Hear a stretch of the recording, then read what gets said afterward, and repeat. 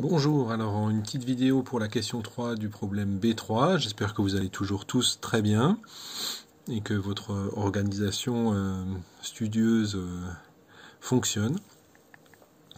Je vais vous proposer deux corrections de cette question 3, une première là par cette vidéo et une deuxième qui a été proposée par Madame d'Argentré puisque c'était sa compo que je vous mettrai en ligne en PDF. C'est deux méthodes totalement différentes, je ne pense pas qu'il y en ait une qui soit plus difficile que l'autre. Donc ce qu'on vous demande c'est la distance entre le point S qui a pour coordonnées, pardon ça commence bien, 5, 4 et 6, et la droite D qui a pour représentation paramétrique x égale 3, y égale moins 4 plus 2k, et z égale 5 plus k, k appartenant à R. Donc, pour ça, on va donc chercher le projeté orthogonal de S sur la droite D. Il faut imaginer dans l'espace, la droite D, vous avez votre point S qui est là quelque part, et vous cherchez la distance entre S et D. La distance d'un point et une droite, c'est bien sûr la distance la plus courte, c'est-à-dire qu'on cherche le projeté orthogonal H. Donc soit H de coordonnées X, Y, Z appartenant à D, H projeté orthogonal de S sur D. Donc H appartient à D, ça veut dire qu'il existe un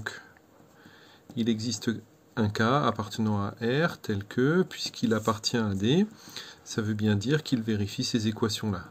Donc X est égal à 3, Y est égal à moins 4 plus 2K, et Z égale 5 plus K. Par ailleurs, le vecteur SH et le vecteur directeur de D sont orthogonaux. Le vecteur directeur de D ayant pour coordonnées 0, 2, 1, d'après les nombres qui sont devant la variable, le paramètre K, pardon. Et donc je vais calculer le produit scalaire de SH par U, ce qui va me donner 3 fois 0, 0. Ensuite 2 fois ça fait moins 8. Ah pardon, il faut d'abord calculer les coordonnées de SH, je sais bien qu'il me manquait quelque chose.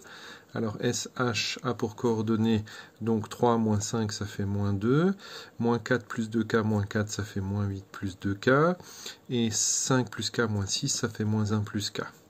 Donc SH scalaire U ça fait 0 fois moins 2, ensuite ça multiplié par 2, ça fait donc moins 16 plus 4K.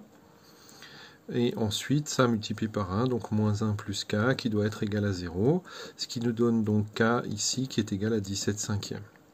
Ensuite, je n'ai pas vraiment besoin des coordonnées de h, par contre, j'ai besoin des coordonnées de sh pour calculer sa longueur. Donc, allons-y. Donc, maintenant que j'ai trouvé k, je peux calculer les coordonnées de sh. Donc, sh va avoir pour coordonnées moins 2, moins 6 cinquièmes et 12 cinquièmes. Voilà. Maintenant, il ne me reste plus qu'à calculer la norme de SH, c'est-à-dire la longueur SH, et c'est donc grande racine carrée de moins 2 au carré, plus moins 6 cinquièmes au carré, plus 12 cinquièmes, oups, vous voyez plus rien, 12 cinquièmes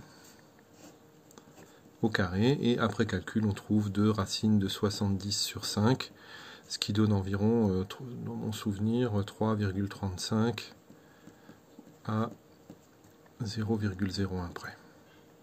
Voilà, donc je vous fournis aussi la deuxième correction et vous prendrez celle qui vous convient le mieux.